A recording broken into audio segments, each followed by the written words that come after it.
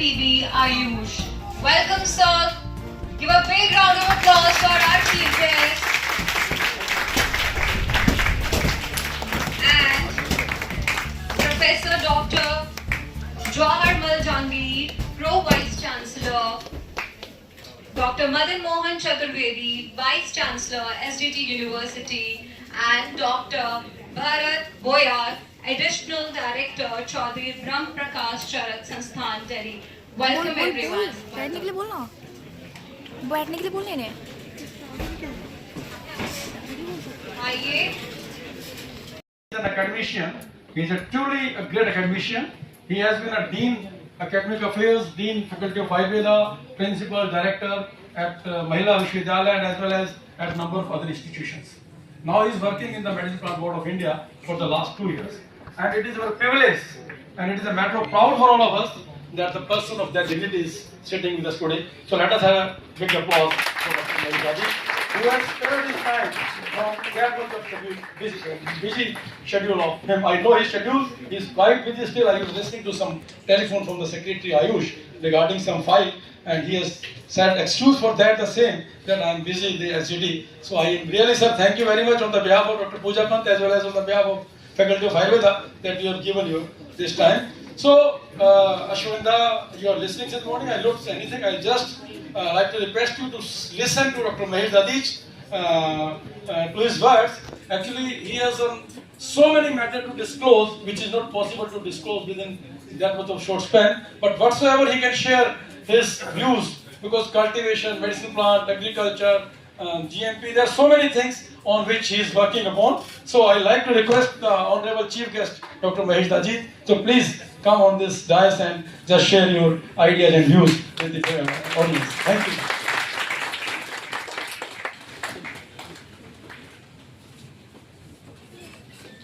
यदि इम्पोर्टेंट नहीं होती तो आपने कभी गौर किया क्या? मैं आपको एक छोटा सा आज लॉजिक बता रहा हूँ खाली. आप मंदिर में गए कभी? गए तो आपने देखा मंदिर में से थोड़ा सा तुलसी का पत्ता और उसमें तोड़ करके पानी में से और आपको देते, कभी दिया चरणामृत? आपने कभी गौर किया उसका पात्र कौन सा होता है? वो पीतल, तांबे का. अंदर क्या होते हैं? पत्ते किसके होते हैं? तुलसी. और पानी होता है. वो रिचार्ज वाटर है. आप देखिए, एक तो देखो तांबा डाल दिया और तांबा अपने आप में कॉपर अपने आप देखिए आपकी जितनी भी वायरिंग है, कितने में लोहे की वायरिंग है इसमें? है क्या लोहे की वायरिंग? तांबे की वायरिंग क्यों है? तांबे की वायरिंग, तांबे की वायरिंग क्यों? सबसे ज्यादा कंडक्टिविटी जो होती है वो तांबे में होती है. मैं तो केमिस्ट्री का फिजिक्स का नहीं हूँ, पर बहुत सारे लोग जानते हैं सबसे ज्यादा कंडक्टिविटी उसमें होती है. जब वो कंडक्टिविटी उसमें होता है तो आपके बॉडी को रिचार्ज करने के लिए क्या चाहिए? तो आपके बॉडी को रिचार्ज करने के लिए यदि आपके पास में तांबे का पानी है और तांबे में यदि तुलसी डाल रखी है, तुलसी इसीलिए को कहा गया तुलसी हर घर में क्यों होनी चाहिए? क्योंकि तुलसी आपकी बॉडी के लिए एक बहुत अच्छा एंटीबायोटिक है. मैं कह रहा हूँ जिसके घर में तुलसी है वो 2 पत्ते यदि डेली तुलसी का खाए तो उसको कोई एंटीबायोटिक लेने की जरूरत नहीं पड़ती. नेचुरल एंटीबायोटिक है. इसलिए हमारे यहाँ पर कहा गया कि भगवान का कोई भी जो भोग है बिना तुलसी के नहीं लगता. उसके पीछे लॉजिक क्या था कि आपको डेली 2 तुलसी खानी है. और मैं कह रहा हूँ तुलसी के 2 पत्ते अपने आप में वो 100 रुपए से कम नहीं है. एक कोई भी अच्छा एंटीबायोटिक जो मार्केट में 50 रुपए से कम का नहीं आता. आप 100 रुपए 2 तुलसी के पत्ते खा लो, अपने आप में वैसे ही स्वस्थ हो गए. नेचुरली आपको कोई चीज की जरूरत ही नहीं है. तो वो चार्ज वाटर के साथ में देख करके दे दिया तो ये महागौरी वो तुलसी होगी. और लास्ट जो 9वां नवरात्र होता है वो सिद्धिदात्री. आप सब कुछ इतना कर लोगे और 9 दिन तक आपने इसकी तपस्या आपने कर ली है तो आपको सिद्धि की प्राप्ति होती है. सिद्धि प्राप्ति करने के लिए सिद्धिदात्री नाम है शतावरी का, जिसको कि अब हम लॉन्च करने जा रहे हैं. मैंने कहा 1-2 महीने में प्रॉपर आ जाएगा. शतावरी बहुत महत्वपूर्ण औषधि है और महिलाओं के लिए और विशेषकर जिनकी डिलीवरी हो गई है, जिनकी प्रसूति हो चुकी है, उन बच्चों को लैक्टेटिंग मदर जो होती है उनको दूध बढ़ाने को बहुत अच्छा काम करती है. और भी बहुत सारी चीजों में काम करती है. आयुर्वेद में हमारे रोग बता रखे हैं, 80 प्रकार के रोग बता रखे हैं. जो न्यूरोलॉजिकल डिसऑर्डर है जिसको आयुर्वेद में वात रोगों के बारे में कहा गया है, वो सारे के सारे जो वात रोग है वो न्यूरोलॉजिकल डिसऑर्डर है.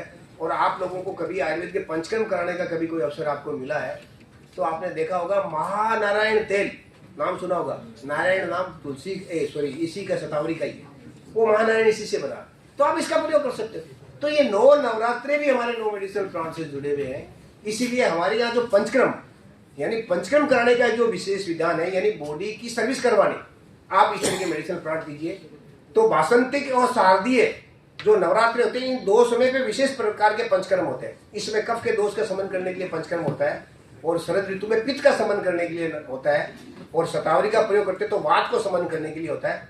तो बॉडी का आपने बैलेंस प्रॉपर कर लिया और आपकी सारी चीजें सही होगी तो आप अपने आप को स्वस्थ रख सकते हैं। मैं बहुत ज़्यादा समय नहीं लूँगा, मेरे ख्याल से मैंने काफ़ी लंबा चौड़ा समय ले लिया है। आप सभी लोग आए और प्रज्ञता फाउंडेशन का, SGT यूनिवर्सिटीज़ का और इनके साथ में जुड़े हुए जितने भी प्रकार के जो लोग हैं, उन सब लोगों का मैं हार्दिक आभार करता हूँ कि आपने इतनी ध्यान से, इतनी शांति से मेरी बात को सुना। और अश्वगंधा के साथ में मैंने कुछ चीज़ें आपको और एक्स्ट्रा भी डाल दी है, उसको भी आपने बड़े ध्यान से सुना। तो मैं मेरी वाणी को यहीं पे विराम देता हूँ। बहुत बहुत धन्यवाद। तो आजकल एज अ न्यूट्रिशन कोच मैं भी ऑब्जर्व करती हूँ कि सारे बच्चे दिन में सोते हैं और रात को सोते नहीं है। So how ashwagandha works there? Hello everyone, I'm psychologist Bharat Saraut and a hypnotherapist also. So I'm a part of Pragyata Foundation with more than 8 years of experience. So ashwagandha पे तो आप लोग सब बहुत कुछ सुन चुके हो।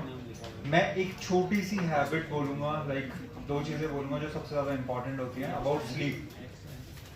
कितने लोग, अब जो क्वेश्चन पूछूंगा उसके ऊपर हाथ सबके उठेंगे, बेड पे लेट के फोन चला रहे हैं? Almost everyone. कितने लोग बेड पे खाना खा रहे हैं? कितने लोग बेड पे लेट के वेब सीरीज देख रहे हैं? कितने लोग बेड पे लेट के अपने फ्रेंड से, पार्टनर से बातें कर रहे हैं? Now just please listen, wait, just listen, focus here. Hello, please focus, just 2 minute दूंगा, ज्यादा टाइम नहीं लूंगा।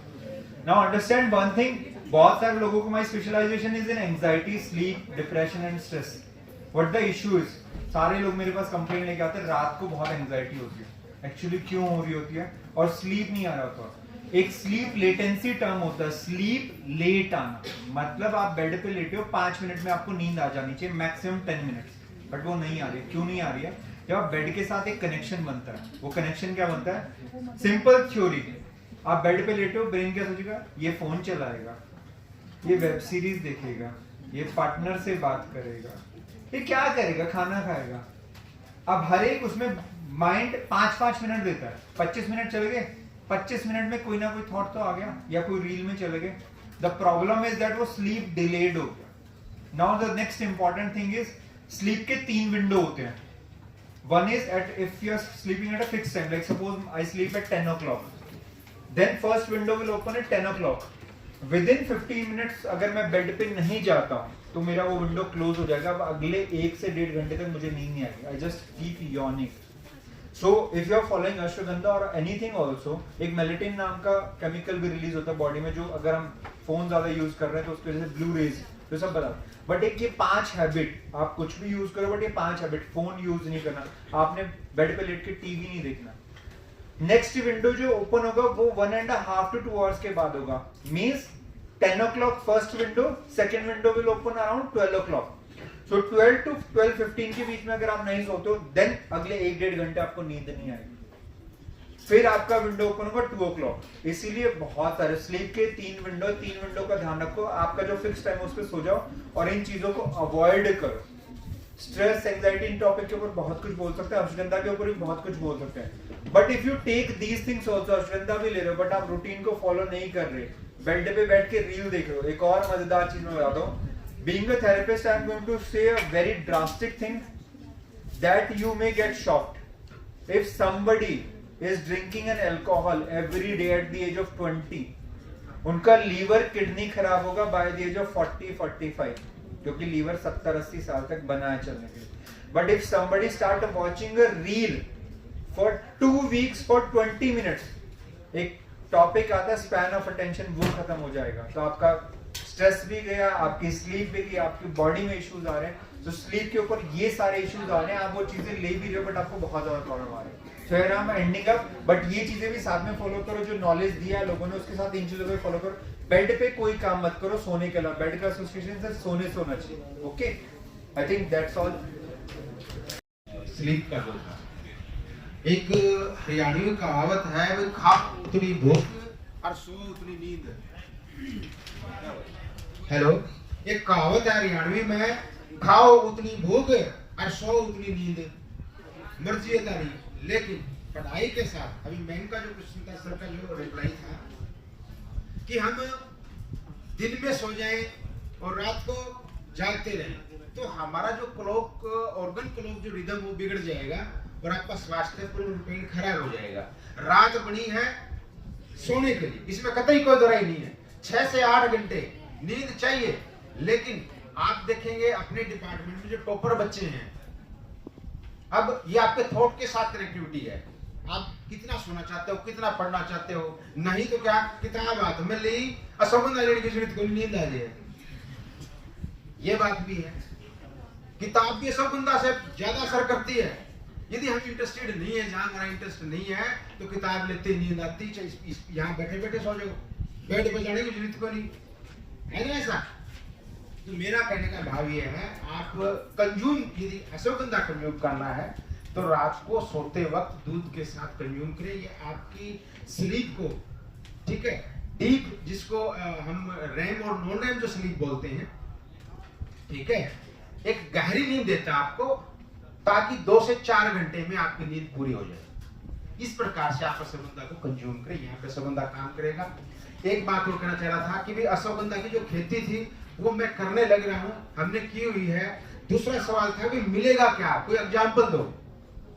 आज मेरी एज कितनी लगा रहे हो आप? हाँ जी,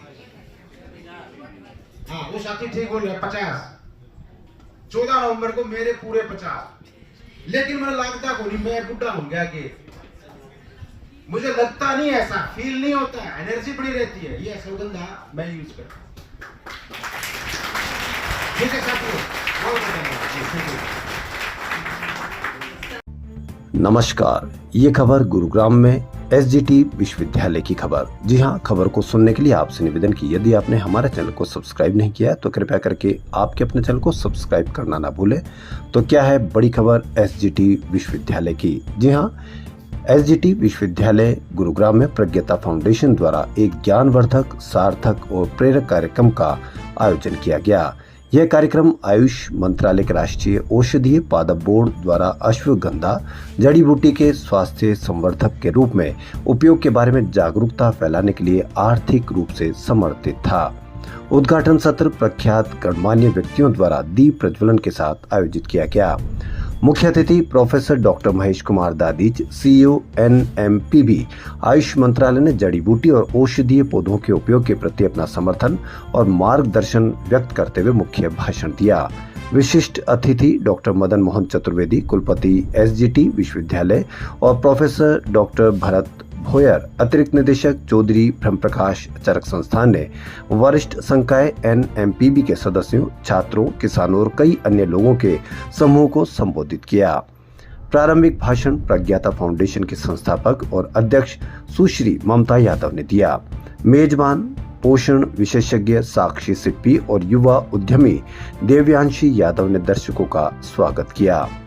तकनीकी सत्र विशेषज्ञों डॉक्टर चंदन दुआ, चिकित्सा और नोडल अधिकारी SMPB Ayush, doctor IS Yadav, professor और प्रमुख आनुवांशिक विभाग और नोडल अधिकारी बीज CCHSAU Hisar, doctor Puja Pant, dean कृषि एसजीटी विश्वविद्यालय, doctor R K Rai, professor बागवानी एसजीटी विश्वविद्यालय, डॉक्टर प्रदीप आम्बेडकर, प्रगतिशील किसान और प्राकृतिक चिकित्सक, और पंकज जोशी, एक कृषि स्नातक द्वारा आयोजित किए गए। उन्होंने अश्वगंधा के विभिन्न पहलुओं के बारे में भी बातचीत की।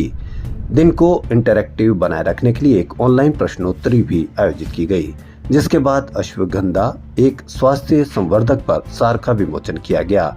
डॉक्टर जितेंद्र कुमार वेशे, अनुसंधान अधिकारी, औषधीय पौधे, कृषि विज्ञान, राष्ट्रीय औषधीय पादप बोर्ड, आयुष मंत्रालय ने एनएमपीबी आयुष मंत्रालय से अनुसंधान योजनाओं और परियोजनाओं अनुदानों पर जागरूकता के बारे में भी बात की। दिन की कार्रवाई का दिलचस्प हिस्सा फाइनलिस्ट द्वारा अनुसंधान प्रस्तुति और अश्वगंधा व्यंजनों का साझा करना था। दिन का समापन अनुसंधान प्रस्तुतियों के अभिनंदन के बाद अश्वगंधा के पौधे, बीज, पाउडर और उपहारों के वितरण के साथ हुआ। साथ ही एसजीटी यूनिवर्सिटी को फाउंडेशन के द्वारा 5000 अश्वगंधा के पौधे भी दिए गए। प्रज्ञाता फाउंडेशन के मानद सदस्य सुश्री आरती बहादुर और राहिल टंडन द्वारा धन्यवाद ज्ञापन दिया गया। सुश्री ममता यादव ने इस अश्वगंधा परियोजना के लिए वित्तीय सहायता प्रदान करने के लिए एनएमपीबी, आयुष मंत्रालय और सेमिनार के सफल आयोजन के लिए बुनियादी ढांचा और अन्य सहायता प्रदान करने के लिए एसजीटी विश्वविद्यालय प्रति आभार व्यक्त किया। यह दिन अकादमिक शिक्षा, उत्साह, अनुभावनात्मक शिक्षा और औषधीय पौधे अश्वगंधा के अनुसंधान और उपयोग के व्यवहारिक प्रदर्शन से भरा हुआ था। तो ये बड़ी खबर एसजीटी विश्वविद्यालय गुरुग्राम में प्रज्ञाता फाउंडेशन द्वारा एक ज्ञानवर्धक, सार्थक और प्रेरक कार्यक्रम का आयोजन की। खबरों फिलहाल इतना ही। यदि आपको हमारा चैनल पसंद आए तो लाइक, सब्सक्राइब और शेयर अवश्य करें। धन्यवाद।